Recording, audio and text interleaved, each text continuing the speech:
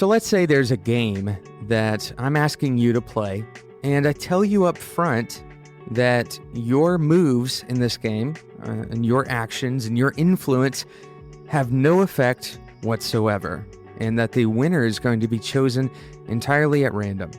Would you play this game? It doesn't sound fun on its face, does it? It doesn't really sound much like a game at all.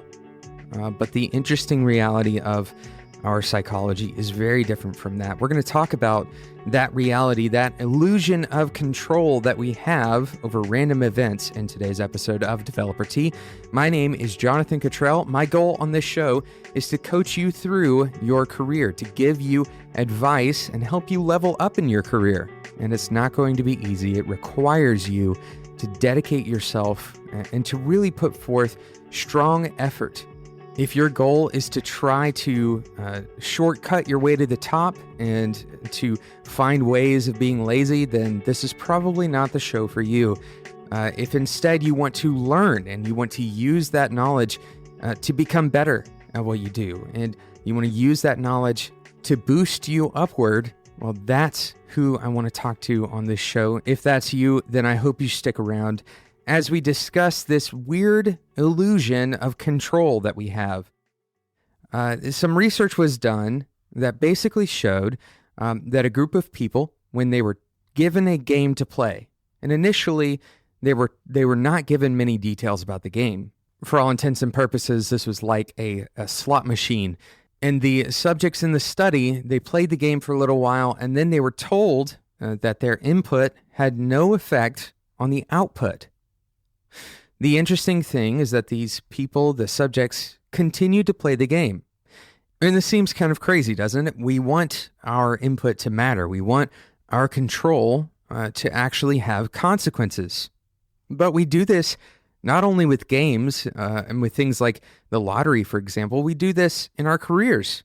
We make big bets, and we assume that we have some level of control over relatively uncontrollable events.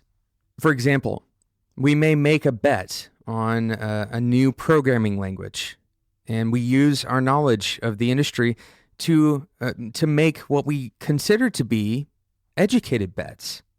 And sometimes we're right. And being right once or twice bolsters our confidence that we're going to be right again in the future. But the factors that go into whether or not a language becomes popular and gains traction amongst the larger development community, they're difficult to determine and perhaps even impossible to determine. In many ways, they could be considered largely random, at least practically random.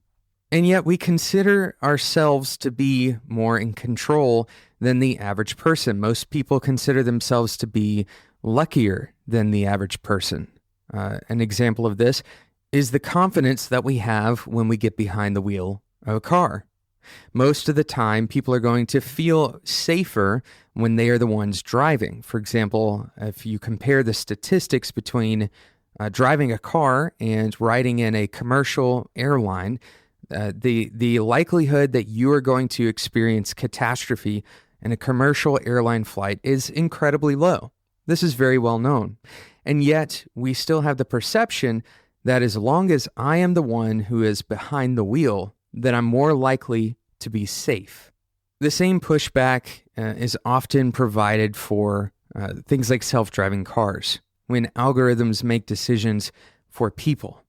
Even though statistically speaking, self-driving cars presumably is going to be significantly safer than human-driven cars, there's still a large faction of people who reject that notion, who reject the idea that an algorithm is going to be safer than their judgment. And perhaps this comes from our overconfidence in our own judgment. Perhaps it comes from a perception that we've been fine all along, and therefore we must continue to be fine. Or maybe this is driven by some level of fear, specifically the fear of being not in control.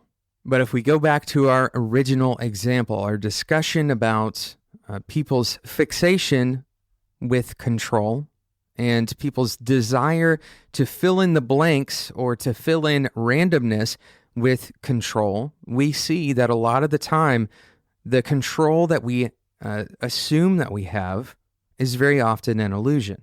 And it's an illusion that is so strong. It's a belief that we so strongly hold that millions of people are willing to buy a lottery ticket, even though it's statistically nearly impossible to win. Millions of people still consider themselves to be lucky. And the cognitive illusion is not without reason altogether in some cases. For example, if you were to win the lottery, on the off chance that you were to win the lottery, it would have such a massive impact that you're willing to suspend your disbelief for the short time and for the amount of a lottery ticket. Similarly, the upside to you continuing to believe that driving is safe and the upside to viewing your past history of driving as safe is that you continue to drive. You have the opportunity to continue carting yourself around town. But when this trusting of our own superiority or our own ability to rise above the statistics and to beat randomness, when that really becomes a problem is when we start using our intuition or we start using some causal factors to describe things that are happening in our lives and certainly happening in our careers and our code and in our career relationships. When we start using our intuition, when we start using our judgment and we ignore the factor of randomness when judging a given situation. This can become incredibly problematic when we start looking at, for example, hiring. If we're using only intuition and we don't factor in the possibility of chance, the possibility of randomness in our hiring decisions. Another example of this is trusting data, especially small sets of data, to represent all future interactions, all future truth. It is incredibly difficult to control for every single variable. And if you ignore randomness or if you rely on intuition so much so that you're ignoring the possibility that your algorithm or your formula is wrong entirely, or that the factors that you're using in your algorithm are not complete, they aren't telling the whole story. When you ignore those things, then you can make major errors that can end up costing a lot to you and to the business that you're working for or to the client that you're working for. So what do we do with this knowledge? What do we do with the knowledge that very often things that we assume are not random, that they are in fact controllable, and that more importantly, that we are the ones who are controlling them? What can we do to fight off this wrong intuition that we have and to kind of reverse our way back out of it? Well, as you've probably come to expect with many of our cognitive biases that we've talked about in the past, the first step to fixing problems like attributing more control than you actually have, or not taking into account the factors of randomness and the uncontrollable variables that are playing into something, the very first step is to recognize not only that this happens, and it happens a lot, but that it very likely is happening to you on a regular basis. This is not behavior that you're only going to recognize in other people and point it out. This has to be behavior that you know is likely happening to you yourself, and you may not even be aware of when it is happening. Ironically, that would actually be quite a good illustration of exactly what we're talking about here, that we feel exclusive in our knowledge, that somehow we believe that we have a better handle on things than the average person does. But once we know that we ourselves are likely experiencing this problem, then we can start modifying our thought patterns, and perhaps as important or more importantly, our speaking patterns, what we talk about and how we talk about it.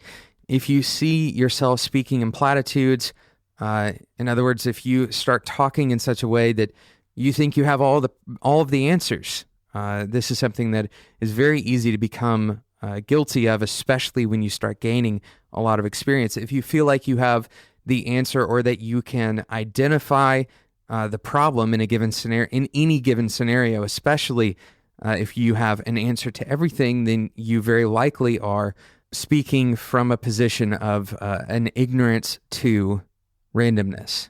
So I have a very simple piece of homework for you today, and hopefully this is going to be helpful to you. I know it's helpful for me to do exercises like this. Take about 5 minutes and write down 2 or 3 things that you are likely to be overconfident about. Right? Spend some time thinking about the things that you feel very confident about, and perhaps things that you often get in conflict with other people about. Refresh your memory on this list on a regular basis, especially when you run into some kind of conflict or when you are walking into a meeting and you're trying to diagnose a problem, what went wrong on a project, for example, and you're trying to find the root cause, the root problem. I want you to be the one that proposes the possibility that there were random and uncontrollable factors that you may never be able to quite understand. Thank you so much for listening to today's episode of Developer Tea. Hopefully this actually gives you a little bit of hope in these scenarios. The point is not to throw up our hands and just give up, right? We certainly do have the ability to have major influence, and sometimes even the most talented or the most masterful developer has some level of failure. And a lot of the time, random factors, uncontrollable things are happening that cause that failure. So I hope this, again, it gives you a little bit of hope and a little bit of encouragement today. Not every failure is going to be the direct result of your mistakes. Not every failure is going to be explainable. And not every success is going to be explainable. Not every success is going to be replicable. Thank you so much for listening to today's episode of Developer Tea. I hope you'll share this with someone that you feel like can benefit from thinking and talking about this idea of being overconfident in yourself, being overconfident in your ability to rise above the statistics, and also ignoring the random factors that have such an influence in the things that are happening in our lives every single day. Thank you so much for listening. Until next time, enjoy your tea.